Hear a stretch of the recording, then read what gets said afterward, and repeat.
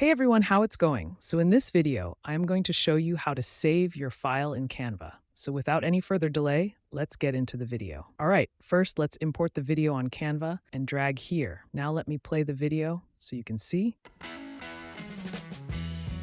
Now go to the right, click on Share, and then click on Download. So if you click on File Type, then you will have different kinds of files that you can choose to save. But for this video, we are going to stick to what we already have. Then click on Download. Now Canva will take some time, so wait for it. 1 hour later. So guys, as you can see, download has been completed. But let's say you close the tab and your project is gone now. Let's open Canva again, and then if you just scroll a bit, you will see all of your recent projects here. You can open any of them and start working. Once you do anything on Canva, then they automatically save every project. That's how you can save your file in Canva. Let me know in the comments if you have any questions, and make sure you subscribe to the channel. Thanks for watching the video.